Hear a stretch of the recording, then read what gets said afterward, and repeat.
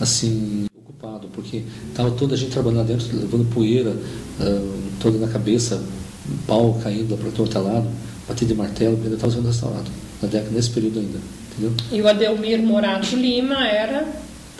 Nessa época nós... O diretor? Não era, nós estávamos, nós três, era ele, eu e a Cristina, a diretora era a Maria Lúcia Santana, mas ela saiu... Diretora do museu. Diretora do museu. Ela saiu e ficou uma direção colegiada nesse período, 3 pessoas. Daí eu saí, daí eu também ficou diretor. Você, Osmar de Almeida. Mas eu não era diretor, não. O Adelmir Morato Lima. E a Cristina Luzia Santana. Nós 3 que trabalhávamos lá. Mas a gente não era, ninguém era diretor, a gente se reportava ao prefeito lá direto, entendeu? Então, depois que eu saí, daí foi criado o Adelmir ficou diretor mesmo. E nesse período, o executivo... era representado pelo Dr. Telmo de Almeida Cruz. Dr. Telmo. E o nosso interlocutor na prefeitura, que dava total apoio a gente, o Telmo, a gente não falava muito com ele, porque igual com o Beni. Mas o nosso ponto de referência era o sobrinho dele, o Pedro Orlando Bonano Habib, que era o chefe de gabinete. O Pedro Orlando dava todo apoio a gente, que a gente precisava, entendeu? Então, quer dizer, o projeto museu ele deu apoio total também. Entendeu? Não houve interrupção de apoio. Entendeu? Ele entendeu que isso é interessante colocar também, que apesar de ter sido projeto de outro prefeito, né, que inimigo político e tal, mas ele continuou com o projeto, ele achou que era importante e continuou, entendeu?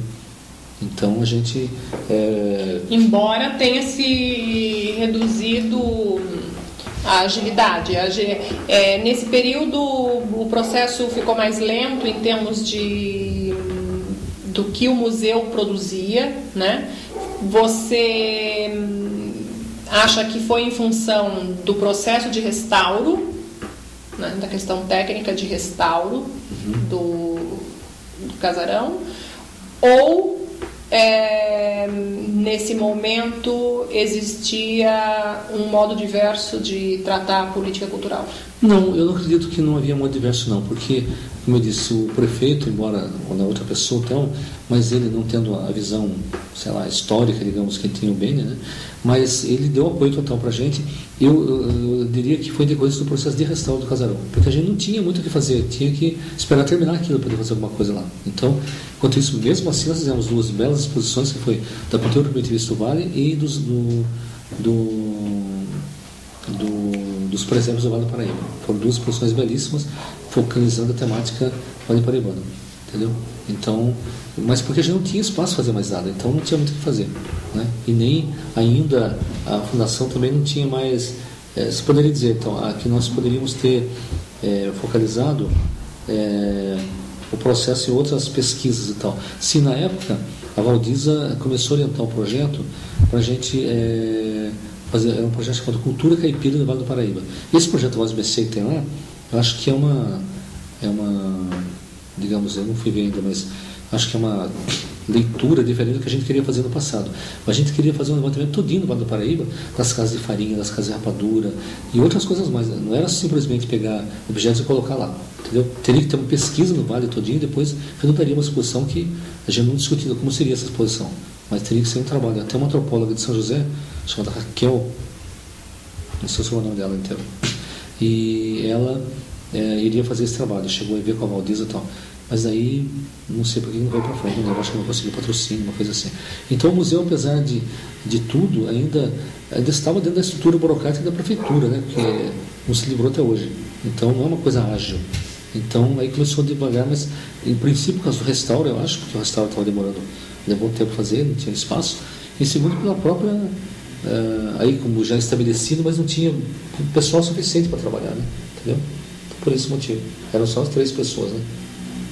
Na verdade eram 2, né? Porque a Cristina, ela ficou grávida e daí nasceu o filho, tinha no segundo tempo ficava em casa, né? Aí na hora que ela estava de férias, de licença, que eu ia voltar, ficou grávida de novo.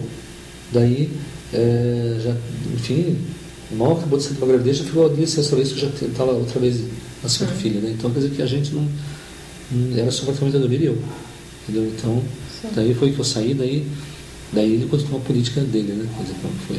Daqui ele já pode dizer mais com propriedade como é que foi feito. Entendeu? Osmar, e sobre a Sociedade Amigos de Museu, Amigos do museu? Sim, esses amigos do museu, é interessante essa história, como é que aconteceu.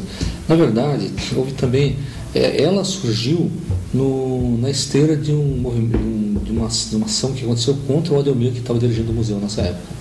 Que aquela pressão de que no governo do Telmo, e que a Sônia, que a esposa do prefeito na época, e o pessoal poderia ser demitido, o Ademir poderia ser demitido, então foi criado os Amigos do Museu, justamente no sentido de tentar impedir que isso acontecesse. Então, foi feita a primeira presidente, era a Ludmila Muchagata, todo mundo conhece da cidade aqui, que hoje é a Ludmila Sakharovsky, né, que não usa mais Muchagata. E então foi criada a sociedade, foi criado dentro do museu, a reunião, a sede seria lá, inclusive, foi criado estatuto, registrado em cartório, existe isso ainda.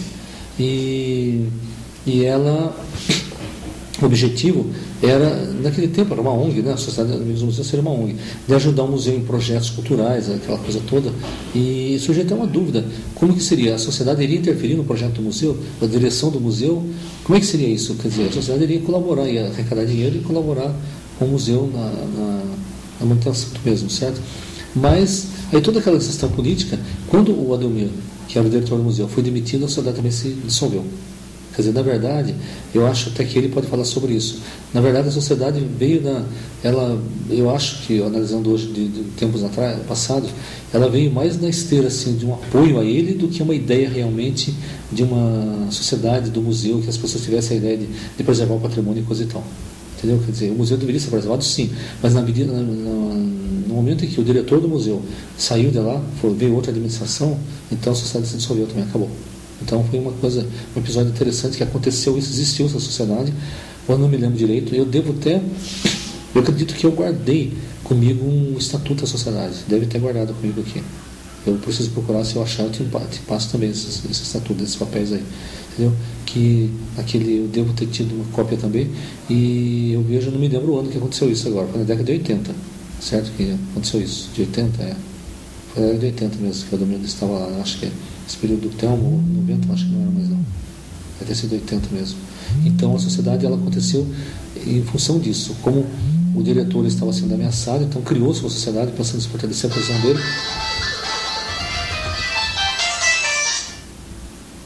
pensando em se fortalecer a posição do diretor, mas aí ela se dissolveu. Na medida que ele saiu, acabou-se a sociedade também. Tanto que houve só um presidente, né, que era a Ludmila, não houve mais ninguém.